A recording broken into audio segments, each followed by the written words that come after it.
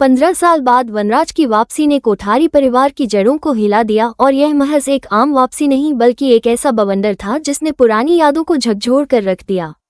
अनुपमा के जीवन में जहां अब तक सब कुछ शांत और स्थिर लग रहा था, वहीं अचानक ये तूफान उनके सामने आ खड़ा हुआ। जी हाँ, अनुपमा ने अपने पुराने घावों पर मलहम लगा लिया था। अनु और अनुपमा के बीच की गलतफहमियां भी लगभग सुलझ चुकी थी और कोठारी साहब को भी अब लगने लगा था कि जिंदगी एक शांत बहाव में बह रही है। लेकिन किस्मत को कुछ और ही मंजूर था। कोठारी परिवार ने जब अपने व्यापार को एक नई ऊंचाई पर ले जाने का निर्णय लिया और कंस्ट्रक्शन की दुनिया में कदम रखने की योजना बनाई, तब किसी ने नहीं सोचा था कि यह कदम उनकी खुशियों को निगल जाएगा। जिस दिन कॉन्ट्रैक्ट साइन होना था उसी दिन उनकी तकदीर का रास्ता बदल गया।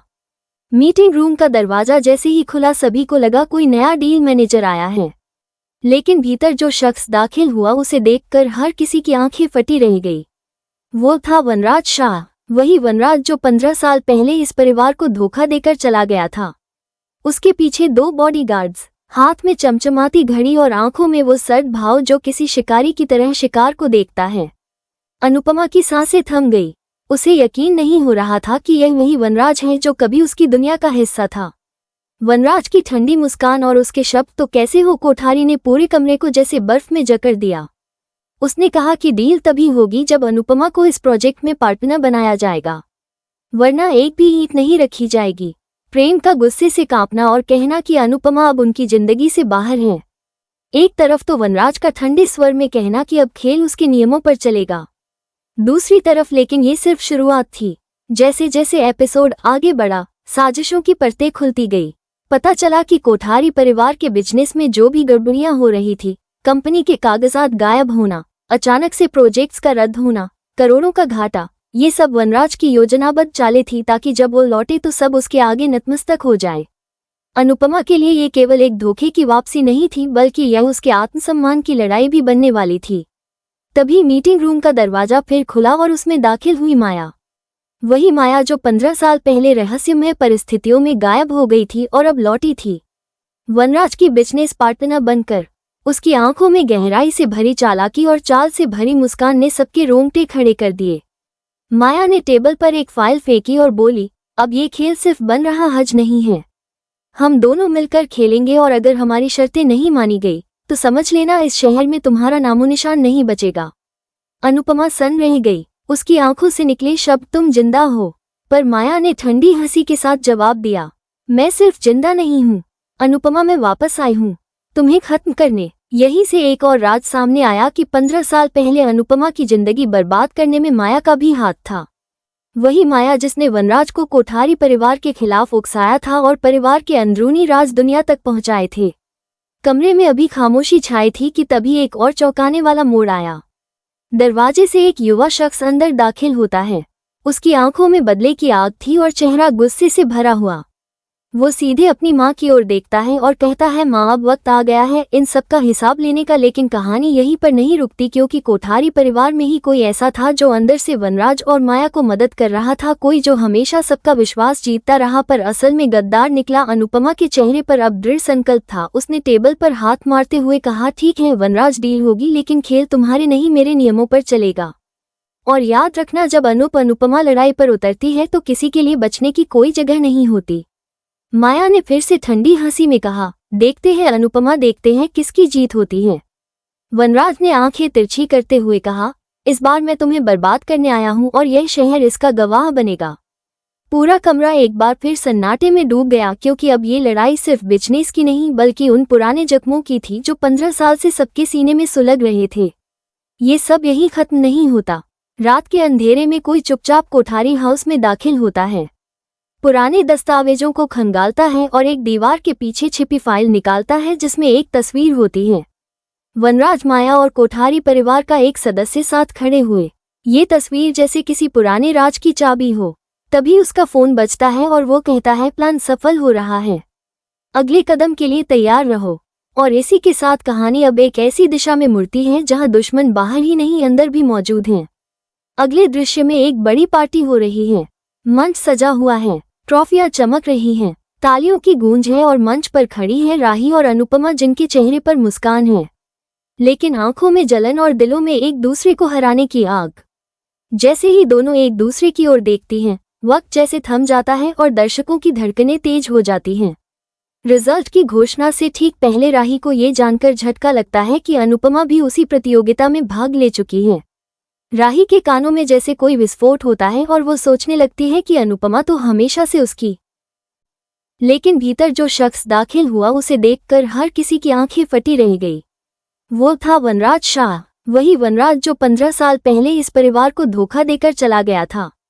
उसके पीछे 2 बॉडीगार्ड्स, हाथ में चमचमाती घड़ी और आंखों में वो सर्द भाव जो किसी शिकारी की तरह शिकार को देखता है। अनुपमा की सांसें थम गई। उसे यकीन नहीं हो रहा था कि यह वही वनराज है जो कभी उसकी दुनिया का हिस्सा था। वनराज की ठंडी मुस्कान और उसके शब्द तो कैसे हो, कोठारी ने पूरे कमरे को जैसे बर्फ में जकड़ दिया। उसने कहा कि डील तभी होगी जब अनुपमा को इस प्रोजेक्ट में पार्टनर बनाया जाएगा, वरना एक भी ईंट नहीं रखी जाएगी। प्रेम का गुस्से से कांपना और कहना कि अनुपमा अब उनकी जिंदगी से बाहर है। एक तरफ तो वनराज का ठंडे स्वर में कहना कि अब खेल उसके नियमों पर चलेगा, दूसरी तरफ लेकिन ये सिर्फ शुरुआत थी। जैसे जैसे एपिसोड आगे बढ़ा, साजिशों की परतें खुलती गई। पता चला कि कोठारी परिवार के बिजनेस में जो भी गड़बड़ियां हो रही थी, कंपनी के कागजात गायब होना, अचानक से प्रोजेक्ट्स का रद्द होना, करोड़ों का घाटा, ये सब वनराज की योजनाबद्ध चालें थी ताकि जब वो लौटे तो सब उसके आगे नतमस्तक हो जाए। अनुपमा के लिए ये केवल एक धोखे की वापसी नहीं थी, बल्कि यह उसके आत्मसम्मान की लड़ाई भी बनने वाली थी। तभी मीटिंग रूम का दरवाजा फिर खुला और उसमें दाखिल हुई माया। वही माया जो 15 साल पहले रहस्यमय परिस्थितियों में गायब हो गई थी और अब लौटी थी, वनराज की बिजनेस पार्टनर बनकर। उसकी आंखों में गहराई से भरी चालाकी और चाल से भरी मुस्कान ने सबके रोंगटे खड़े कर दिए। माया ने टेबल पर एक फाइल फेंकी और बोली, अब ये खेल सिर्फ बन रहा हज नहीं है, हम दोनों मिलकर खेलेंगे और अगर हमारी शर्तें नहीं मानी गई तो समझ लेना इस शहर में तुम्हारा नामोनिशान नहीं बचेगा। अनुपमा सन रह गई। उसकी आंखों से निकले शब्द तुम जिंदा हो, पर माया ने ठंडी हंसी के साथ जवाब दिया, मैं सिर्फ जिंदा नहीं हूँ अनुपमा, मैं वापस आई हूँ तुम्हें खत्म करने। यहीं से एक और राज सामने आया कि 15 साल पहले अनुपमा की जिंदगी बर्बाद करने में माया का भी हाथ था। वही माया जिसने वनराज को कोठारी परिवार के खिलाफ उकसाया था और परिवार के अंदरूनी राज दुनिया तक पहुंचाए थे। कमरे में अभी खामोशी छाई थी कि तभी एक और चौंकाने वाला मोड़ आया। दरवाजे से एक युवा शख्स अंदर दाखिल होता है। उसकी आंखों में बदले की आग थी और चेहरा गुस्से से भरा हुआ। वो सीधे अपनी माँ की ओर देखता है और कहता है, माँ अब वक्त आ गया है इन सब का हिसाब लेने का। लेकिन कहानी यहीं पर नहीं रुकती, क्योंकि कोठारी परिवार में ही कोई ऐसा था जो अंदर से वनराज और माया को मदद कर रहा था, कोई जो हमेशा सबका विश्वास जीतता रहा पर असल में गद्दार निकला। अनुपमा के चेहरे पर अब दृढ़ संकल्प था। उसने टेबल पर हाथ मारते हुए कहा, ठीक है वनराज, डील होगी, लेकिन खेल तुम्हारे नहीं मेरे नियमों पर चलेगा। और याद रखना, जब अनुपमा लड़ाई पर उतरती है तो किसी के लिए बचने की कोई जगह नहीं होती। माया ने फिर से ठंडी हंसी में कहा, देखते हैं अनुपमा, देखते हैं किसकी जीत होती है। वनराज ने आंखें तिरछी करते हुए कहा, इस बार मैं तुम्हें बर्बाद करने आया हूं और यह शहर इसका गवाह बनेगा। पूरा कमरा एक बार फिर सन्नाटे में डूब गया, क्योंकि अब ये लड़ाई सिर्फ बिजनेस की नहीं बल्कि उन पुराने जख्मों की थी जो 15 साल से सबके सीने में सुलग रहे थे। ये सब यही खत्म नहीं होता। रात के अंधेरे में कोई चुपचाप कोठारी हाउस में दाखिल होता है, पुराने दस्तावेजों को खंगालता है और एक दीवार के पीछे छिपी फाइल निकालता है जिसमें एक तस्वीर होती है। वनराज, माया और कोठारी परिवार का एक सदस्य साथ खड़े हुए। ये तस्वीर जैसे किसी पुराने राज की चाबी हो। तभी उसका फोन बजता है और वो कहता है, प्लान सफल हो रहा है, अगले कदम के लिए तैयार रहो। और इसी के साथ कहानी अब एक ऐसी दिशा में मुड़ती है जहां दुश्मन बाहर ही नहीं अंदर भी मौजूद हैं। अगले दृश्य में एक बड़ी पार्टी हो रही है।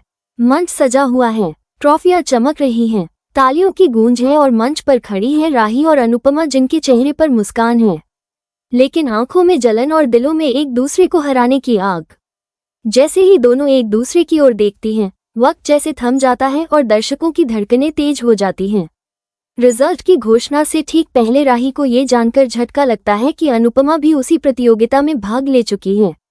राही के कानों में जैसे कोई विस्फोट होता है और वो सोचने लगती है कि अनुपमा तो हमेशा से उसकी